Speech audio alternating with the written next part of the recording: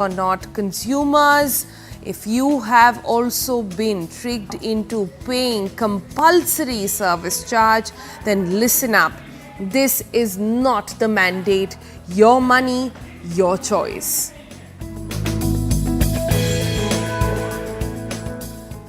Also on the program today, she's the youngest WTA ranked player. Training under Rafael Nadal's watchful eye, Maaya Rajeshwaran's journey to the global stage. She's fearless, she's relentless, she's unstoppable. And there you go, training under the very best. So we thought, let's call her to understand how does it feel to be training under one of the greatest of our times. Also bringing you all the IPL highlights. LSG versus PBK.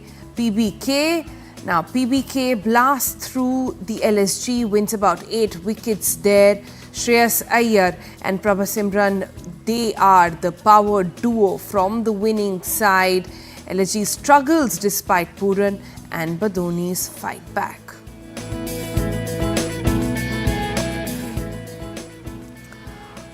So on the program, we bring you the Mercedes-Benz G580. It's been tested. It's the electric G-Wagon which is here.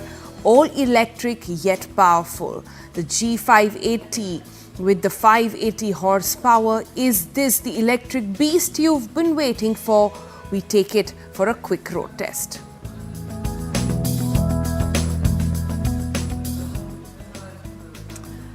The Delhi High Court has spoken. Mandatory service charges are illegal. It's a ruling aimed squarely at stopping deceptive practices by restaurants and hotels imposing charges you never agreed to pay. So here's what the court made clear, and 3 points really that you need to remember. Number 1, service charges cannot be added automatically. They can't be disguised as tips or voluntary contributions or bundled up with the GST that the government charges. If you are paying a service charge, it's because you choose to, not because you're forced to. Remember these 3 things next time you go out to eat. Now, the court also emphasized that labeling these charges as voluntary contributions is deceptive and misleading. Consumers must not be pressured or tricked into thinking that these charges are mandatory. And if any establishment violates this ruling, enforcement action can be initiated. Restaurants are warned that your attempts to justify service charges as part of a contract are nothing but unfair trade practices. Consumers have the right to refuse payment without apology, without guilt. So what does this mean for you really? Well, it's simple. Your money, your decision. Report any violation you encounter and the power is now really in your hands. Joining us now to talk to us about all of this is somebody who's been working in the consumer rights and hospitality space for a while. Anand Patwardhan is with us this morning. Good morning. He is the consumer activist, founder of Consumer Court Association as well. And also just a quick programming note, our phone lines are open for this story, you guys. So if you have an incident to tell, if you have an experience to share, if you have some tips that you want to give or perhaps some advice as well, you can dial in on that number. You can call us live. Our phone lines are open. Our producers will be listening to you on the other side. It's 0120 640 3751. So take a quick screenshot of that and get dialing. We are here to listen into all you have to say. Meanwhile, Anand, there is good morning. There is so much to really decode from this order. A sigh of relief for a lot of consumers who were earlier feeling sheepishly shy asking people to remove it. So the earlier ruling said that it's not mandatory, but the restaurants can continue to levy it, continue to add it to your bill, and it's up to you to refuse. But how many of us really actually send back our bills? And if you're sitting dining down with our friends and family, or be a little cheap there and say that I don't want to pay the service charge, it doesn't happen. Now it's absolutely clear it cannot be added to your bill. Is that correct? Yes, a very recent Delhi High Court judgment has really put the seal on it. All this time, there were a lot of issues coming up. After the amendment to the Consumer Protection Act, in fact, the new Consumer Protection Act of 2019 that has come up, there is another agency that is created, the CCPA, the Central Consumer Protection Authority, to whom you can complain with regard to advertising or any kind of unfair trade practices. And they can very well take up this issue. They do a research on their own, find out from the market, and then take a decision on it. They have powers to even penalize. I think they had done that after realizing that people are being forced to pay. This probably is an American style of, tipping people after you've got some service, whether it's a taxi driver or whether it's the waiter or maybe even at some, petrol pump or something like that who has assisted you with filling up the... But that's also not mandatory. True, but that's where it started from, it's this kind of concept that, why didn't you like my service? Aren't you happy with it? Some kind of a tip that was expected. But that is exactly what it is. If you like the service, then you are happy and you want to pay. Many times it so happens that you're not really happy with that service. In the sense, the orders are being brought late. After you come and sit at the table, the waiter has not responded at all. You have to raise your hands and attract the attention of someone. Thereafter, even the billing issues sometimes, or the food that is eaten is sometimes turned cold already. So these kind of issues, or you're not happy with the taste sometimes. So what's wrong with some no salt or extra salt? You're or essentially something. saying that paying a service charge is now equal to a tip.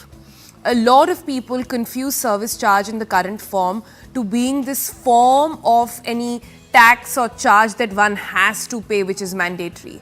This order essentially says that service charge is simply a tip. You choose to pay it or you not, it is your agency. In fact, earlier they had even come up with that justification that since hotel industry here, we have got a lot of overheads. So these waiters whom we engage or who are employed here are not paid that kind of a salary for the kind of work they do. I mean, looking at their educational background or whatever work that they're doing, kind of a situation. Of course, you have a lot of culinary institutes and, hotel management and those kind of, it's a different faculty altogether. And you have well-educated people coming, but at a different level of hotels. Otherwise, general small restaurants and small eateries, that's where these people, make their hotel look a little nice, and that's where they start charging the service charges. So that service charge is invariably 5% or 5% or 10% of your bill. So that is sometimes a bit too much, and you're not maybe happy even giving a tip. So why that should be forced? I get it. And why should it be You've brought in a couple of points and I want to just decode them one by one. Let me start by how different restaurants behave differently. So in your practice, how are you seeing the behavior of, say, high-end restaurants versus casual dining or cafes that have come up across, say, metros today? How do they differ in their treatment of service charge? Well, many places, if we see some cafes and all, they've started with self-service. You place an order, take a coupon, stand there, wait in the queue. I mean, that's one way. But even then, there are some charges that can get added because they have to clear the table. At such kind of point, they do add the service charges. Now, that is in terms of certain percentage of the bill. That turns out to be an additional charge that comes upon the customer. I mean, you've already seen the menu card, probably selected this is the kind of menu and you're expecting a certain bill. On top of that, you straight get added 5 or 10% more, which you have not otherwise calculated or envisaged. There's also a situation where on the menu card, I mean, the menu card is more like a terms of contract between you and the hotelier. This is the kind of food that I'm going to serve you at this rate. Bottom there, they had started writing, we charge service charges of 5% or 10% in addition to the bill. Well, it's a contract between you and me. You've read that. Some hoteliers have even started putting it right on the door itself. We charge 5% service charge or 10% service charge, something like that. So it's a contract. Are you agreeing to pay? Only then you come.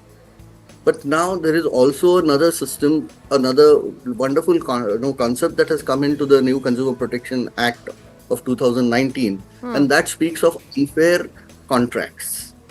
Now, that Okay. unfair contracts was not otherwise defined anywhere else. Though in England they have Unfair Contracts Act, Unfair Terms of Contracts Act, but here that kind of an act is not there. However, anything that's opposed to public policy, as well as defined under the Consumer Protection Act, what is unfair trade practice, charging beyond what was agreed.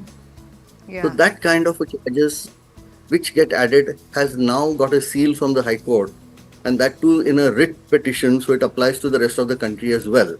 Because if High Court has put clearly saying that you cannot, this is unfair contracts, this is unfair trade practice, and that's why you cannot be levying that kind of charge. So then it Right. So becomes a matter this, of right for the consumer yeah. who can raise his voice and say, sorry, I'm not happy Yeah. paying this. So in Anand's words, really, the terms of the contracts have changed. This, you cannot no longer go and make it mandatory and put it out in terms on your menu or on your door or anywhere to say that you have to pay a service charge. There is no such thing as a mandatory service charge at all. There is only now a tip, which is up to your decision, your agency. We have some callers now, and let's take them up very quickly. Hi sir, good morning. Please go ahead, say your question and also say your name and where you're calling from, please.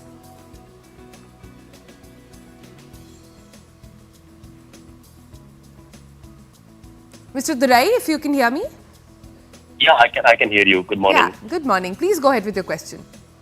Yeah, thank you. This is a good direction from the High Court of not leaving service charge in the bill, which is quite good. I also want to say a flip side of this problem with coming to the electronic payments and the credit card payments, right? Even for the deserving people who come and do good service and get a food to the table, etc., we are unable to pay them because electronic payment, and we don't want to use their phone to do a GPay, etc. I guess there should be some way of paying the taxes, paying the service charges to the people, and it should go to the deserved people. In some way, that direction could also be helpful. That's really thoughtful. Thank you, Mr. Durai from Bengaluru. He's calling. Anand, I'm not sure if you could hear that question. He's actually saying that sometimes you really want to tip the waiter, but because everybody is making electronic payments, it's very hard to do so because you don't really want to ask for their GPay number directly and do it.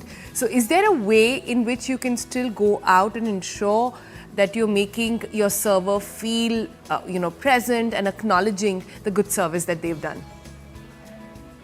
Well, I think only way out would be to bring out some cash there, to give him direct cash there itself. But otherwise, this also was an issue that came up because once it's added in the bill, it gets paid to the owner.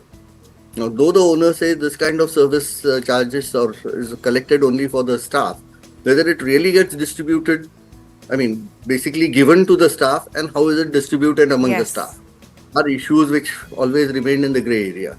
Never known to the consumer or anybody else for that matter. So this was one issue which also has played a role. I think this judgment has opened a Pandora's box. If I can take this topic, this subject in that direction, because if it's for consumer protection, I think, have we ever noticed, you land at Bombay airport for the prepaid taxis, the prepaid taxi charges are even otherwise at least 150% more than the normal taxis that you take, maybe even up to 200%. In addition to that, there is service charges of 20 rupees already added. And on top of that, they give you another little small receipt of 50 rupees, which is convenience fee. What is this convenience fee and whose convenience? In fact, I pointed out to them that you have 1, 2, 3, 4, 5, 6 zones. You are standing at the north end, picking up a taxi from there. The taxi that's allotted to you is standing at the south end. You have to walk all the way back to that end, and it's not properly divided. So there's no convenience of the passenger in any case. And then that kind of charges. Anand, you're absolutely right, because it's not just convenience fee, it's handling charges if you're doing food delivery. Quick commerce has their own way of calling something fancy and these charges being added. Nobody knows where it's going, nobody knows what it's for. right? So delivery charges, etc. Again, they say that it's going to be zero delivery, and delivery is going to be free. But then again, on top of that, there is surcharge. So are you saying that this order could have a bearing on all these add-on charges? Is that to be understood, or that's a different matter altogether? Like the order has said, you call it by any name. You may call it by any name. Even then, it's something like that being forced on a consumer when he's not aware of it or he doesn't want to pay that. I'm absolutely opposed to paying 50 rupees for every time I take a taxi from the airport as convenience fee. There was never any convenience of the passenger involved there at all. Making that service available to you in the airport for you to pick a cab, if that is the convenience you're talking about, I think the whole thing is now taken up by the RTO, the Regional Transport Office, and the Traffic Department of Police, who would be now monitoring that the passengers are not looted by the taxi driver or taken to a wrong place. That's a great point. That's a great point, yeah. But it has got nothing to do with this, convenience fee when there's already service charges added, plus the GST. Yeah. Now, when this is service charge, there would be GST on that service also. Yeah. Again, paying GST on that. Yes. That so you're saying this could have a bearing on all of them, and all these companies are adding these add-on charges, if one can call it that, put it under one umbrella, have to rethink now after this order. I have another caller. Let's go to them. It's Khushru from Mumbai. Please go ahead with your question, sir. Hi, good morning. This is Khushru Pantaki. Anand, this particular question was mostly in relation to the different practices. For example, in Bombay, especially when you eat in a restaurant in a 5-star hotel, at that point of time, they are not levying any service charges. Whereas if you go to any other restaurant, which is not a part of the 5-star, it varies anywhere from 5% to 15% or so. Having said this, we also understand that the people who serve or the people who work in the restaurant, they do not get these service charges back from the restaurant owner or the manager because of the fact that they actually are not distributed to them. It remains as a profit for the restaurant. So maybe some thoughts that you may share on that, because that is again illegal. Actually, when you actually tell them that can I put the service charges, when they don't charge also, if you tell them that can I put the service charges as part of my credit card payment, they say no, don't do that. You please pay us in cash, otherwise it doesn't come to us. Even that is illegal as well. Maybe some thoughts that you can share on that? Anand, I think what you said, yes, we just, I had to mention that point. Yeah. But what you said was absolutely correct. In fact, I was looking at it as a grey area because we didn't know what was happening. But I think you pointed out that it's really happening. They probably don't get that kind of money in their hand. And there's a cut which the owner takes from that also. It's quite likely. And like I said, how it gets distributed even amongst the staff. I mean, there could be some kind of an hierarchy. You have a doorkeeper, you have someone who is in the kitchen, someone who is taking the service. I mean, like the bell captain kind of a person there who comes and takes your order. But then there's someone else who is serving you. So that kind of a hierarchy that prevails there. How much is anyone getting there? Was anybody for anyone to keep on thinking or imagining? You pointed it and said that yes, it's happening. Now that would change is what I believe, Kushu. It's a good judgment which we are all appreciating. But Anand, can you add to that? If people are going to restaurants right now, going to hotels right now and still noticing it, what is it that they should do? I think spreading a little more awareness would be necessary.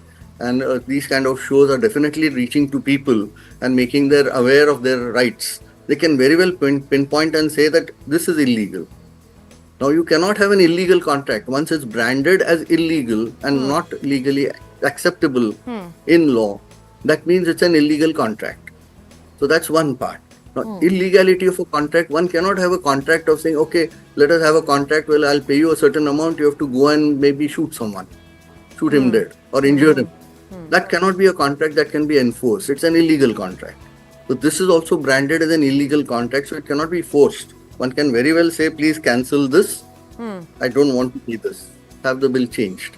And that should start. Maybe people must put their foot down and say, sorry, This is not what I'm appreciating. So this is the time when Let me decide buyers, what I want to when get. buyer beware sort of strategy has to follow. You have to step up, you have to ask for it, and know that the law is behind you. Know that you are speaking from the High Court order, and that is what needs to be enforced. We have another caller, Pradeep from Gurugram. Please go ahead with your question. Hi, ma'am. Good morning. First of all, congratulations for putting this valuable program.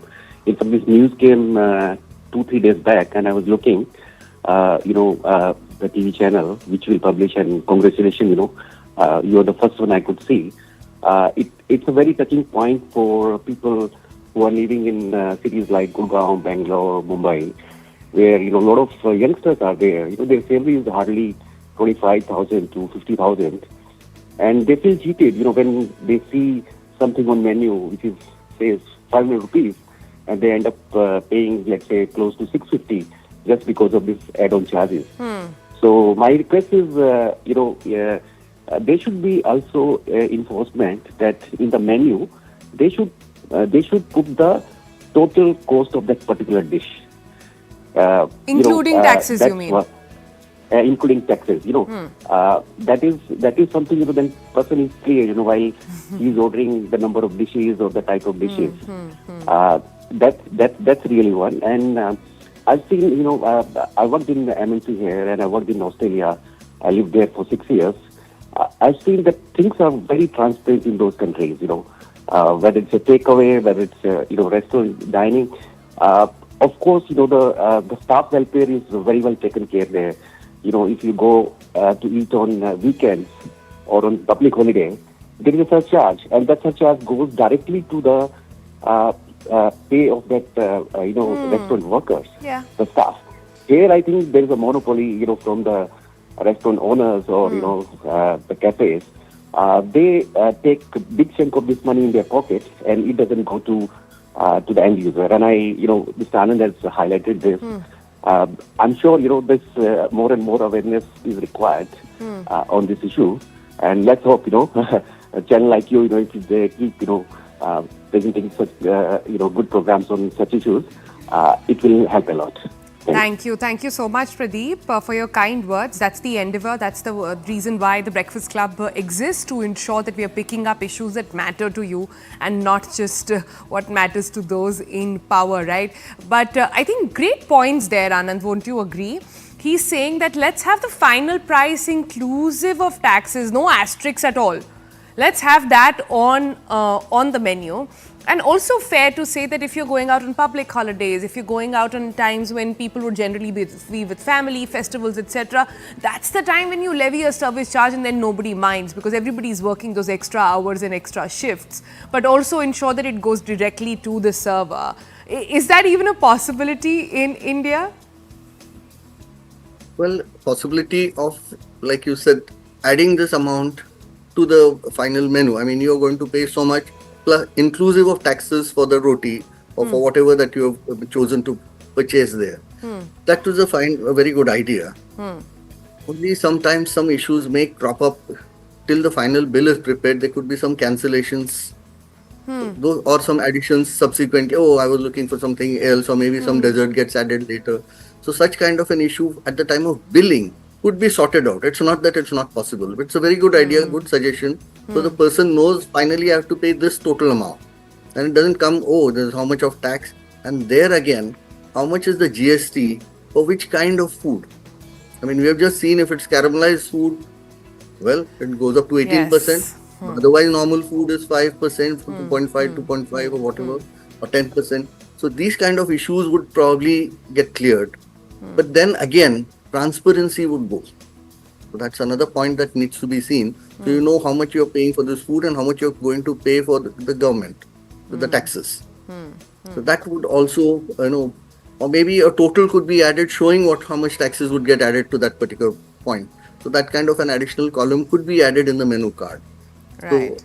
So that would be a good suggestion for ultimately a consumer to know how much he would be totally paying Yeah. These are the things that we've ordered. I think on the taxes front, we have to wait until next January to send in our request to the finance minister to ensure that it becomes a little easier. I think everybody wants easier, and better slabs on GST. That's something that the finance minister has to actually take care of, and we're hoping the next budget sorts that out.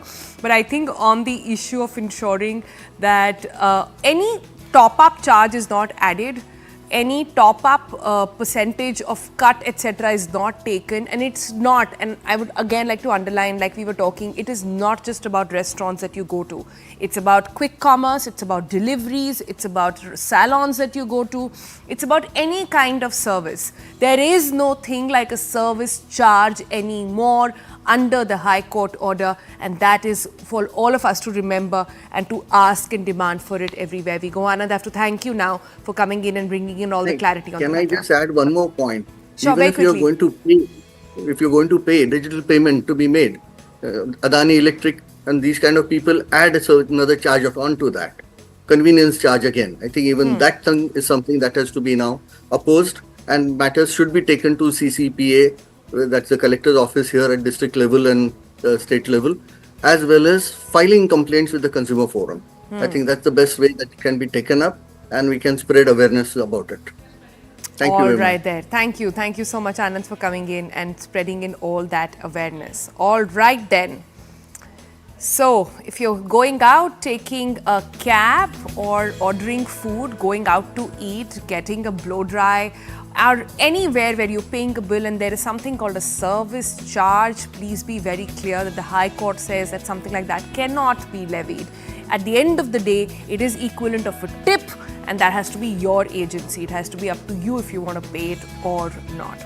On that note, we let you soak all of that in, take a quick break, and on the other side, we've got a very inspiring voice joining us. She's the youngest WTA ranked player. That basically means she's training under Rafael Nadal's watchful eye for tennis, representing, coming in from India, Maaya Rajeshwaran's journey to the global stage. We'll sit down for a chat with her on the other side. Come right back.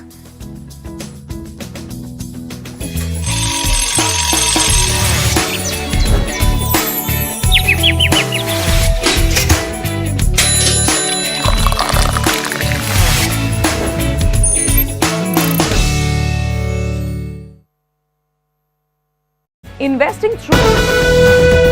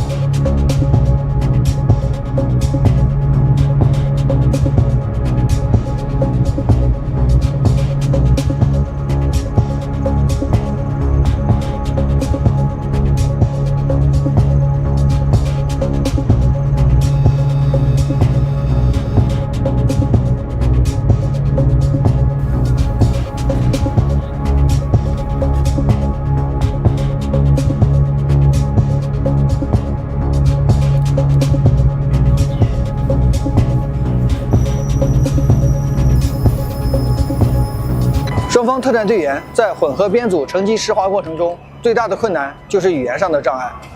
我们在训练开始之前就与泰方官兵建立战术手势上的交流，手势上的利用有效地提高了双方战术上的交流和协同作战能力。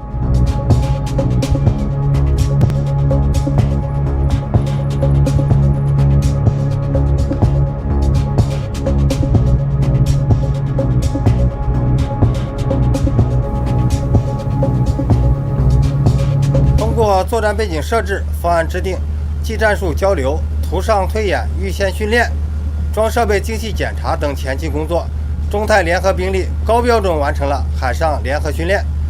在战术技术上，双方参训兵力深度融合，指挥能力得到提升，作战体系得到检验，为实战化应急处置及维护海上安全积累了经验。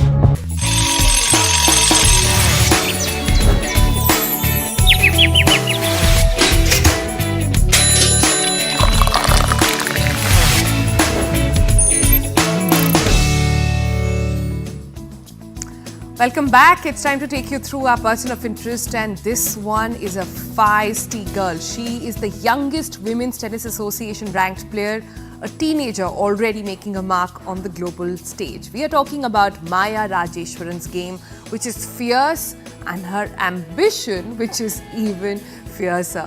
Now, training at the prestigious Rafa Nadal Academy, she is already clinching the semi-final spot at the Mumbai Open. Maaya's rise is pure grit and skill.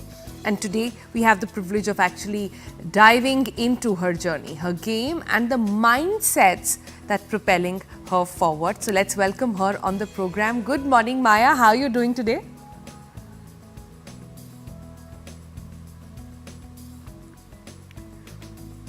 All right. Okay. The one thing, Maaya, if you can tell us, we have to start by asking about Nadal, right? The one thing that Rafa told you during your training sessions that has really stuck with you. Okay, so Rafa is not that person. I mean, we don't see him very often. But one thing that he's generally told everyone, not only me, is like, when you finish your career, you'll have to finish it on a good note, as in like people should remember you as a good person, not only as a tennis player. That is something that he tells everyone very often, and yeah, I think that is something that sticks to me. Nice. Good person over a good player. And that too coming in from Rafa, who's so fierce on the court. So that's exciting. But Maaya, you are the youngest WTA ranked player. Is that a feeling that has sunk in? Did you work towards it? Tell me, how does it feel? Honestly, I didn't think about this a bit, but I was happy with my accomplishment because Mumbai was definitely a dream run for me. I got that ranking in one tournament. So yeah, I'm very happy with my accomplishment. I just feel like if I just be myself, I'll be doing much better. All right then. So then let's talk about your icons, people you look up to. You have spoken about in earlier interviews about how Aryna Sabalenka, she is one that inspires you. Could you tell us what is it about her game that really gets you? Her aggressiveness, actually, because she's a very aggressive tennis player and also a very tough mindset, I guess, because when she's on court, even if she's not able to do her best, even if she's not feeling herself, we can still see that fighting spirit in her. I mean, she tries to come back from any point of the match. And also, she doesn't give up easily. She sticks to her game even no matter what. Even if she's not able to do well, she still sticks to her game. I think that is something that I look up to her. Nice, nice. So, Maaya, you know, a lot of India is becoming a sports center, right? From Olympics to so many others, we see a lot of young people making sports their profession. And a lot of people looking at you right now would wonder that what is it that you did to get the prestigious Nadal Academy scholarship? Could you take us through that process? I was not aware about it before because my mom just told me that we're just going to try out the academy, and later I got to know that they had invited me. So when I went there in the first place, I kind of loved the environment because it's a very professional environment. And yeah, it's not about the scholarship, but I'm really happy that they took me in. That is, I'm really grateful for that. But yeah, I'm really happy to train in a very good environment. Nice, nice. So Maaya, you mentioned a little while ago about the Mumbai Open breakthrough. Could you take us back in time, tell us what that semi-final run was like, what was going on in your mind, and how did you fight it through, even in the mind? It definitely is. The funniest thing was Mumbai wasn't even part of the plan for me. I was so grateful that I got a wildcard in the first place. So I just wanted to try out and, see how I'm able to do. And I'm really, as I said earlier, I'm very happy with my accomplishment. And yeah, it was definitely a breakthrough for me because this tournament, I got my WTA ranking in the first place. And that too, to be the youngest is really something special to me. Yeah, so Mumbai tournament is really special to me, and as it's the first one, and as it's one of the best in my career so far, and yeah. Nice. If I were to go ahead and ask you about your biggest strength on the court, since you're training with absolute professionals, you're training under the icons, What do you describe, which is the Maaya USP on the court?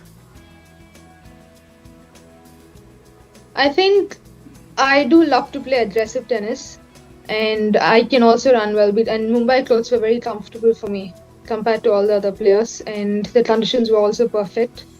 So yeah, hopefully, I mean, you don't get perfect conditions like that everywhere. But playing aggressive is one of my strengths, and I don't give up easily. If at any point of a match, even if I'm down a certain match point down, I still try to come back. I think that is one of my biggest strengths. Nice. And if I were to ask you about your playing style, how would you describe that? Or is it that is also going back to your icon there? Playing style. So aggressive and composed. I don't lose my calm easily. And what else? A bit effective, I would say. Nicely picked up words there, and I can see all of that coming out in your personality as well in this little chat that we've had. Thank you, Maaya, for joining us, and congratulations for all your accomplishments so far, and good luck with what's coming. Hope to chat soon. All right, young people all over, so focused. It really gets you in the mood, doesn't it? All right. Let's move on from our person of interest and take you through another bit that is happening today, which is so exciting. We love bringing you different days, and today is, guess what?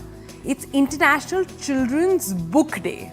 Yes, a day like that actually exists, and we are putting the spotlight on the stories that help kids build healthier minds. My first book of emotions, a board book that simplifies understanding feelings for young readers. It was launched by the National Book Trust at the Frankfurt Book Fair, marking a global milestone as well. And Hope, stories for for a healthy mind, where kids can also sort of tackle in their mindset. It's got, in the book, it's got Ryan, Shoma and Kabir, who tackle sort of modern day emotional challenges with resilience and courage. Now, both books, authored by Dr. Pragati Surekha, are designed to help children and parents start crucial conversations about mental health, emotional strength, and also resilience. And God knows how we need that in today's world, which is driven by social media, where social media is parenting our kids as well. So with us today, we've got her on the program. So let me just go quickly to her. Hi, good morning, Dr. Pragati. How are you doing? I'm doing very well. Thank you very much. It's good to be here. Yeah, and happy International Children's Book Day. We are decoding how all these beautiful days come into our lives, and we often forget about them. But moments like these, shows like these, I think they help us take a pause and understand and put the spotlight again on all these issues. So glad you could come with us this morning. Take me through this entire journey of writing Hope. We are talking at a time when adolescence is such a question, right? People are talking about what's parenting our kids, what's going on in their mindset, how do we ensure they know how to differentiate between right and wrong and are able to get outlets as well. These are very complicated emotions, even for adults. So tell me, what's your mantra of figuring out how to decode it to young adults, to kids? Firstly, I think it's just wonderful that you've taken on this topic of books here, because children these days want it all at the press of a button. They feel, you press a button and the information is right out there. So rather than getting children to move away from things, what I have always believed is in the power of attraction. Give them attractive books to look at. Have them look at books, where emotions are described about in a very comfortable way. So when we talk of books for children, one of the main things that holds their attention is it has to be interesting and appealing to them. These days we talk a lot about anxiety, stress, depression in children. While there are issues, my whole take is, what is the toothbrush in their hand for their mind? And for me, that's actually about books then. with books, as you can see the snippet at the World Book Fair, when children were there, when they get to talk about their emotions, and when books are there, they feel as though they can cope up with any challenges. And having been in the field for multiple years, what I realize is hardly anybody is talking about preventive mental health care. We can diagnose issues, but if we don't give solutions, then how is a child going to look after his mental health care? Now, a 10-year-old or a 14-year-old doesn't expect his mother to give him a bath, But when it comes to mental health care, we think it has to be outsourced. So my endeavor is through all these books that I've been writing, and there's a lot of gratitude for the opportunity to all the publishers. I hope children have a very easy way to look after their mind. I'm very glad you talked about that, Dr. Pragati, because, parents of today, and as one myself, I can tell you, there was a time when fairy tales and comics were the flavor.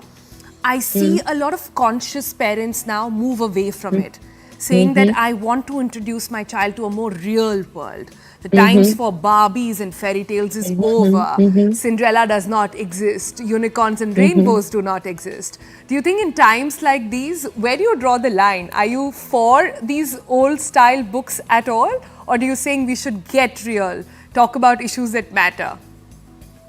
I think there has to be a balance. Like when I was a young girl, I loved reading fairy tales. Enid Blyton, when I read my Enid Blytons, I felt as though I was transported to a different world. When I read about adventure and children going off in a forest and all that, it was very exciting. So I think the gift of imagination, fantasy and fairy tales, feed our imagination. So it's fine. However, some of the messages that they carry, like Snow White, she needs a rescuer. Some of these gender-based roles that they talk about, I feel are not very conducive to the times that we are today. So when we have books about real children, you mentioned Ryan, Shoma and all, and as you can see in the first book of Emotions, so they actually talk about real life problems that children go through. Like if a child is sitting like this, don't diagnose him with a mental health condition. Instead, if adults could actually communicate. So in my books, there are strategies on how to talk to children. How do you really talk to them if you see them struggling? Because through visuals, through stories and pictures, children can actually understand what to do. Like we often, one of the reasons why these books came along, parents would tell me, this child is not grateful. He's constantly complaining. And the child often looks blankly at the parent. Gratitude, what are you talking about? Now, if we weave in gratitude into a child, if we show them what gratitude means, if they do picture compositions, it becomes very easy to be familiar with the world of emotions which are helpful.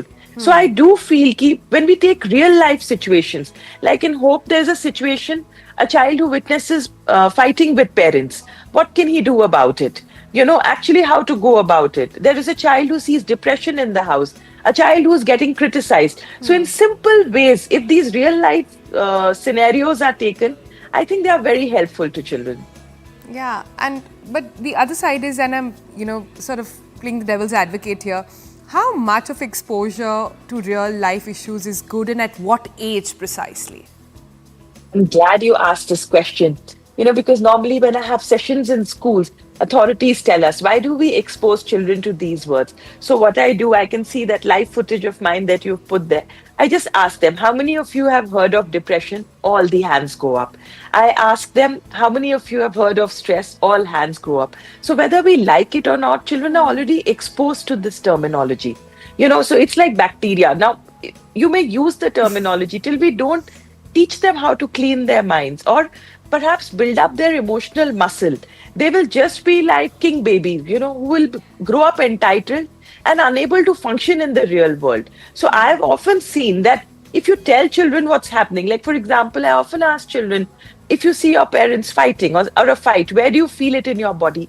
They describe exactly where they feel it, They don't need to go through a master's program or to have a PhD in psychology to understand symptoms. So children are already aware. So this thought process, I personally have found to be counterproductive to their mental health and their overall thriving. Why should we expose them? They are already exposed. Yeah, well, that's a good point. A lot of storytelling and learnings happen at home, but those which can't, there are always books to sort of go to. Thank you so much for joining us this morning and sort of letting us get an insight into your mind. Thank you. I'm glad to be here. All right then, let's shift gears now and move forward from children's books to the adult toys, to Mercedes-Benz, which has brought out something really cool and powerful. It's called the G580 First Edition. And here's the twist, it's all electric. Now, most of you all must be thinking electric means soft or boring, but the G-Wagon still has that rugged, boxy look we all know, but with some insane power under its hood, 580 horsepower and over 1100 Nm of torque as well. It can zoom in from 0 to 100, it claims, in just under 5 seconds. Yes, we are still talking about an electric car. It also has a crazy tackle off-road terrain, and even the entire, the spinning and all of that you see on your screen. Enough of me talking. Take a look at that overdrive verdict to understand what this wagon is all about.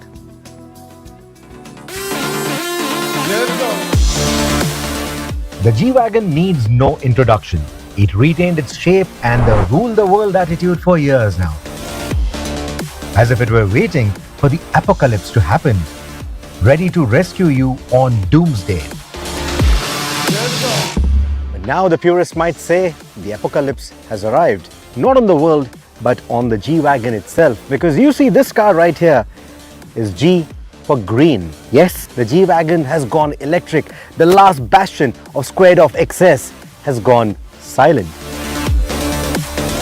Meet the Mercedes-Benz G580 First Edition, the electrified G-Wagon that tries to prove that you can have zero emissions without losing your personality.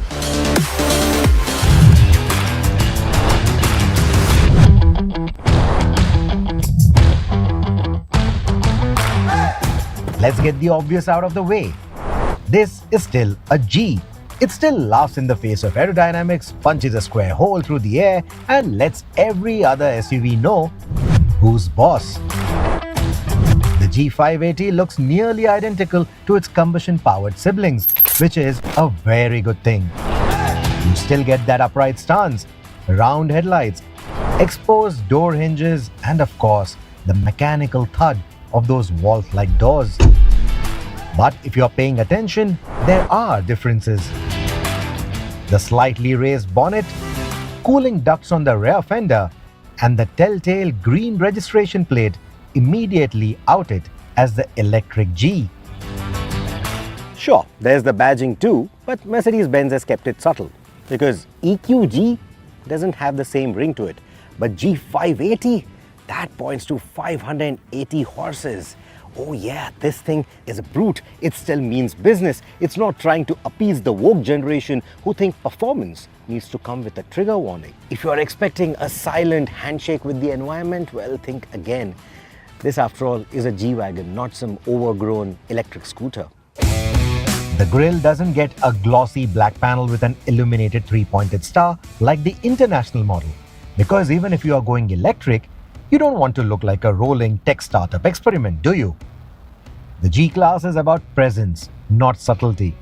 So the spare tire case on the tailgate on our model still houses an actual spare wheel, not charging cables disguised as a design feature. And yes, it's still round, even if the infotainment graphics suggest a squarish box, because messing with the fundamentals would be a crime in the G-Wagon world. Some traditions are too sacred to mess with, especially in India. Now on to the important bit. Does the electric G-Wagon still feel like a G-Wagon, or has it turned into just another glorified appliance? The short answer, yes, it's still a G. The G580 isn't just a G-Class with batteries stuffed under the floor. This thing was purpose-built to handle electrification, and Mercedes-Benz did not cut corners. Instead, they gutted everything between the ladder frame and crammed in a colossal 116 kilowatt-hour lithium-ion battery pack. Because subtlety has never been the G-Wagon's strong suit. They paired it with 4 electric motors, one per wheel, churning out 580 horsepower and a borderline absurd 1164 Newton meters of torque. You heard that right. 1164. Because why stop at excessive when you can go all the way to ridiculous? Now the real question is, who needs this more? Batman for its silent but menacing persona, or the Joker? Because let's face it, this kind of madness suits his vibe. Nerds assemble, discuss in the comments. The talk isn't the kind that will rip tarmac or the tires to shreds, but it's relentless. Power delivery is smooth and calculated, launching this behemoth from 0 to 100 in under 5 seconds. That's right, this 3-ton brick will outrun most of the sports cars off the line and keep up with the G63 AMG, all while making zero noise. Well, almost. Because Mercedes knows that silence in a G-Wagon is a crime against nature.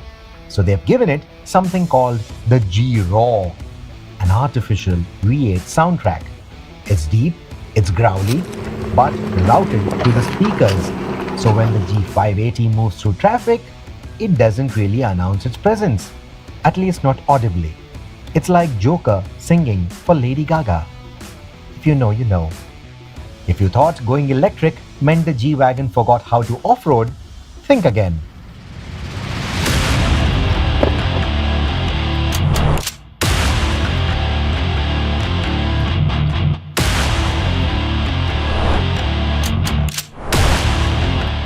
G580 has 250 millimeters of ground clearance. That's taller than some people's first apartment.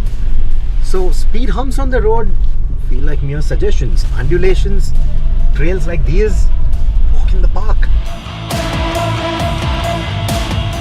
Add to it the 20-inch wheels and it's more practical than even the G63 AMG on all-terrain, and even taller than the G400 Adventure Edition on sheer ground clearance. There is a low-range mode that makes crawling up or down a trail feel like a walk in the park. And the differentials are all electric now, meaning they can do everything the standard G can. And then some that none of its predecessors could. The G-turn, a party trick that lets it pivot in place like a tank. You might think it's completely unnecessary. You might think it's a gimmick until you come to trails like these, especially narrow ones like these, where you have drops on both the sides. This is where it really shines. All those nerve-wracking 3-point turns, gone. It can just pivot around itself on trails like these and you can just head back if you want to. It also comes in handy when you want to scare kids out of the park or the playground. I know because I've tried it.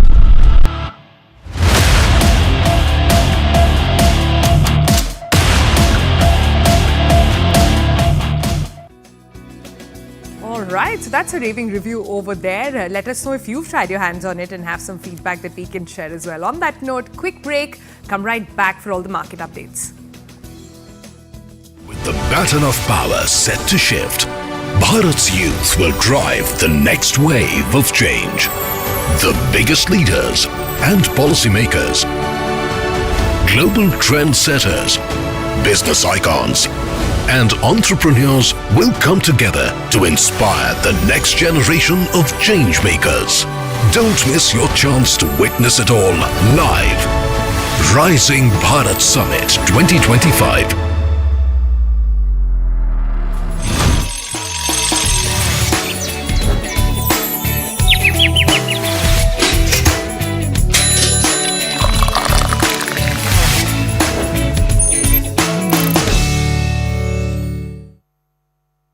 Welcome to another.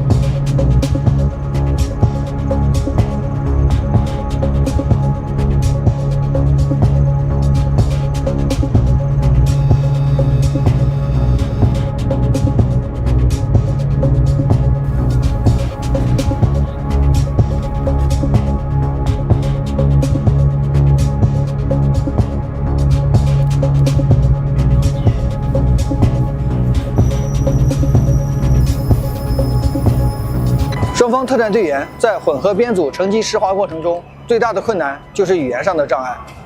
我们在训练开始之前，就与太方官兵建立战术手势上的交流，手势上的利用有效地提高了双方战术上的交流和协同作战能力。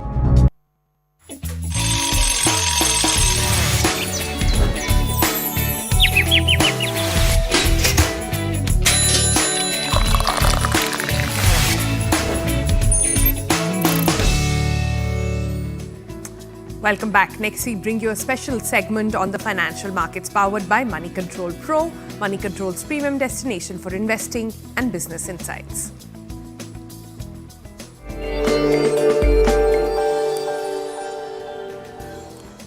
Let's start with how markets are pegged to open this Wednesday morning. GIFT Nifty indicates a muted opening for the Indian stock markets. Asian markets also trade lower ahead of the tariff announcement by the US. Now, US stock markets closed little, changed after volatile trade, and gold prices steady on continuing demand from investors. The sector in focus this morning is defense. Defense spending is on the rise in India thanks to the government's goal of indigenous defense production as well. Domestic defense companies are benefiting from this trend, and order flows are execution and are picking up at a good pace. Earnings visibility improves as well due to strong order pipeline and enhanced capacity. You can log on to Money Control Pro to find out more about the defense sector and various other actionable insights on the markets. It's a premier destination for all the investing views and financial insights you will ever need, brought to you by Money Control.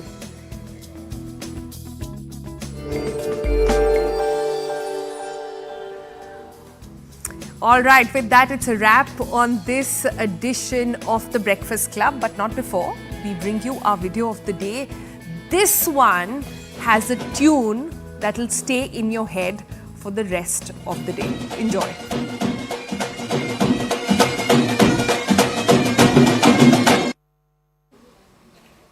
With the baton of power set to shift, Bharat's youth will drive the next wave of change.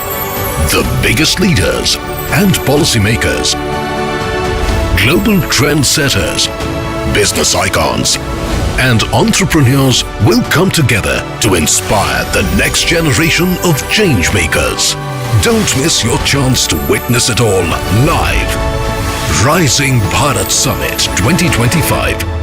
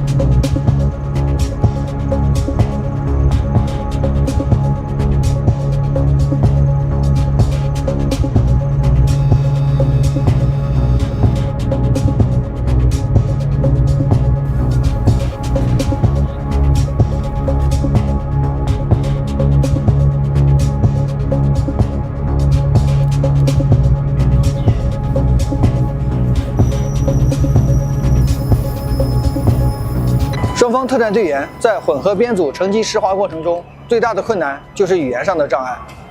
我们在训练开始之前，就与太方官兵建立战术手势上的交流，手势上的利用有效地提高了双方战术上的交流和协同作战能力。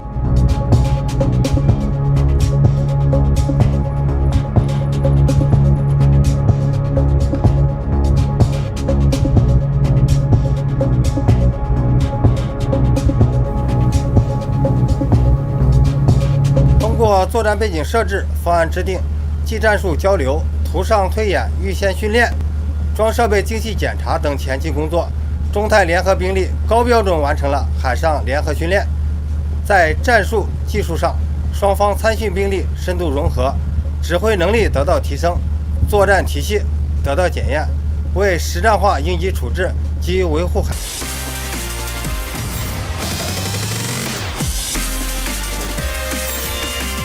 अब आई don't know, ठीक है आंख बंद करके करें.